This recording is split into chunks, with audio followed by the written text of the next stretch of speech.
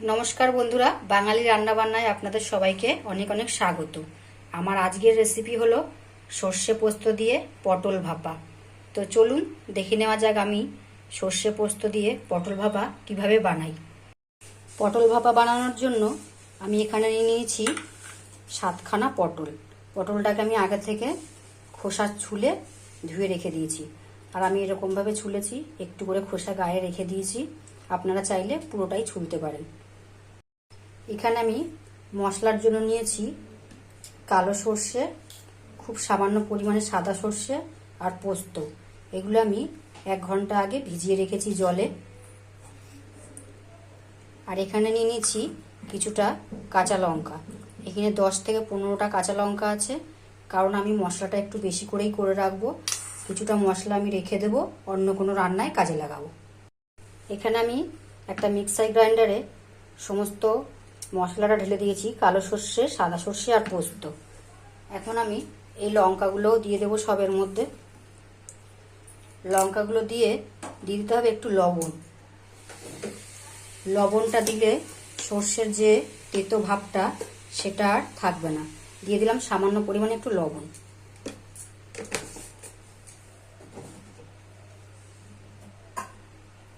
এখন আমি মশলাটা পেস্ট করে নেব। এখানে দেখুন, আমি যে সর্ষে, পোস্ত আর লঙ্কাটা বেটেছি, আমার এত বড় বাটিতে 1 বাটি হয়েছে। আমি এখান থেকে যতটা পরিমাণে লাগবে ততটাই দেবো, বাকিটা অন্য রান্নার জন্য রেখে দেব। এদিকে আমি গ্যাসটা জেলে কড়াইটা বসিয়ে দিলাম। কড়াইটা গরম হতে সময় দেব। কড়াইটা মোটামুটি গরম হয়ে গেছে। আমি এখন দিয়ে দিচ্ছি সর্ষের তেল।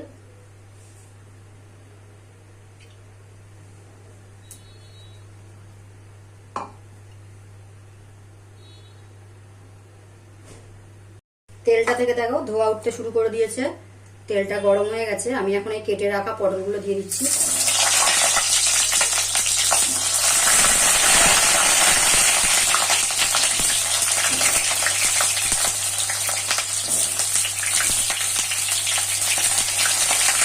পটলগুলো দিয়ে একটু নাড়াচাড়া করে দেবো।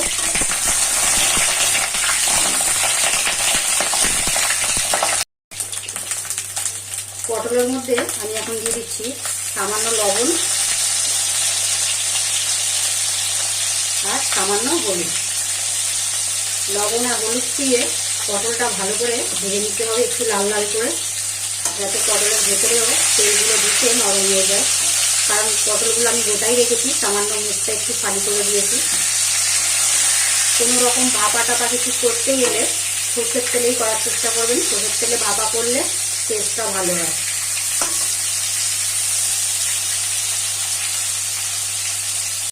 পটলগুলো একটু উল্টে পাল্টে দিচ্ছি। দেখুন পটলগুলো কিন্তু একদম কচি, যেহেতু বেশি সময় লাগলো না ভাজা হতে। মোটামুটি লাল লাল হয়ে গেছে আর নরমও হয়ে গেছে পটলগুলো।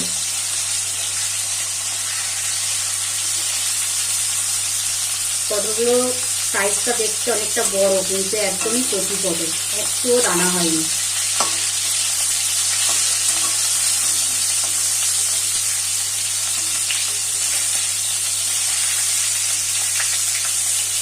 আপনারা যখন পটলটা কাটবেন, এই মাথার দিকে দুই সাইডে একটু চিড়ে দেওয়ার চেষ্টা করবেন। দেখুন আমি কিন্তু মাথার দিকে একটু চিড়ে দিয়েছি, দুদিকেই চিড়ে দিয়েছি।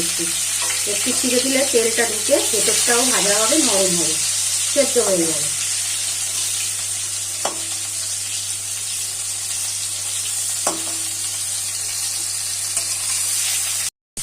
পটলটা আমার ভাজা হয়ে গেছে। এখন আমি একটা একটা করে তুলে নেবো একটা প্লেটে।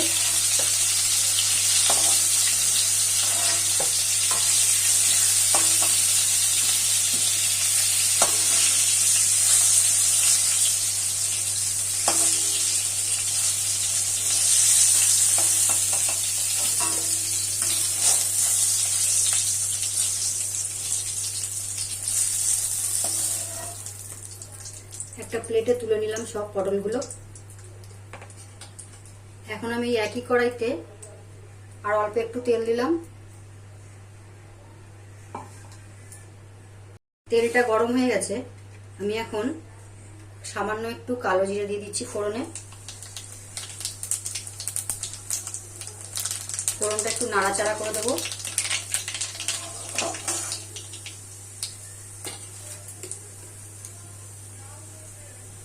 সুন্দর একটা গন্ধ ছাড়লে আমি এখন যতটা পরিমাণে আমার সর্ষে পোস্ত বাটা লাগবে ততটা দিয়ে দিচ্ছি।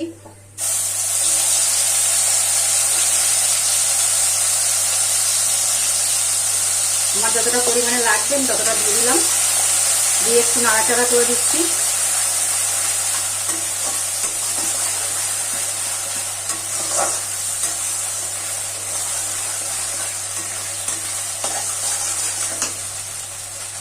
আর অল্প পরিমাণে দিয়ে দিচ্ছি এই এতটুকু।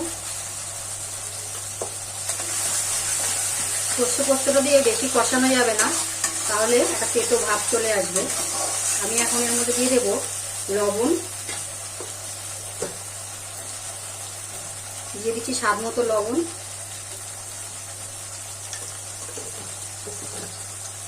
আর দিয়ে দিচ্ছি সামান্য পরিমাণে হলুদ।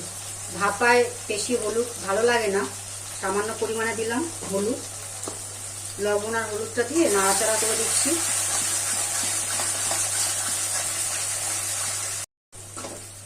আর একটু নাড়াচাড়া করে দিলাম। এবার আমি জল দেবো, আর সামান্য একটু জল দিয়ে আর একটু নাড়াচাড়া করে দিচ্ছি।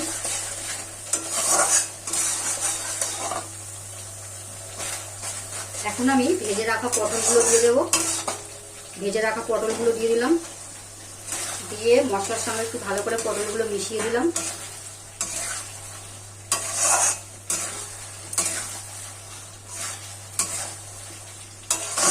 এখন আমার যতটা জল দরকার ততটা জল দেব।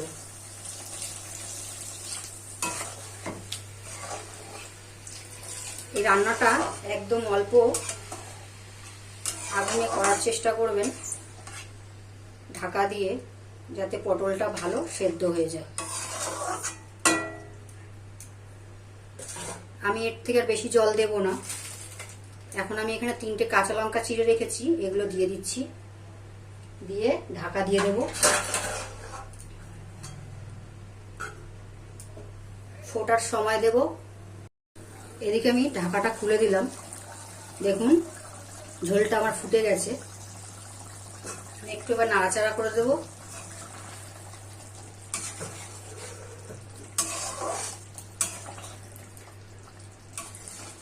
ঝোলটা আমি আর সামান্য একটু ফোটাবো, যাতে আর একটু টেনে নেয় ঝোলটা, একটু গায়ে মাখা করবো ভাপটা।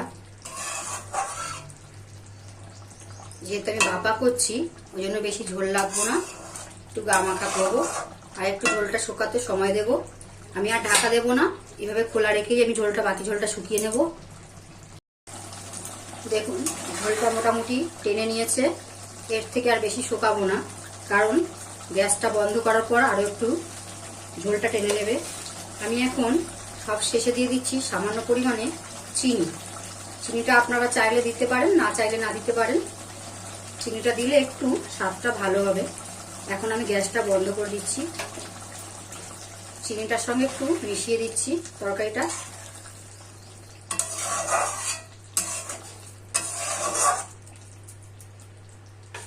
আর সব শেষে দিয়ে দিচ্ছি একটু সর্ষের তেল। সর্ষের তেল দিলে কি হবে, ভাপা যেহেতু একটু সর্ষের তেলের ঝাঁজ আছে, সেই ঝাঁজটা উঠবে, খুব ভালো স্বাদ আসবে। এখন আমি সর্ষের তেলটা দিয়ে আর একটু মিশিয়ে দিচ্ছি। এখন আমি আর একটু ঢাকা দিয়ে রেখে দেবো, যাতে সর্ষের তেলের ঝাঁজটা মিশে যায় তরকারিটার সঙ্গে। দেখুন আমার আজকের রেসিপি পটল ভাপা রেডি হয়ে গেছে। আমি একটা প্লেটে বেড়ে দেখিয়ে দিচ্ছি।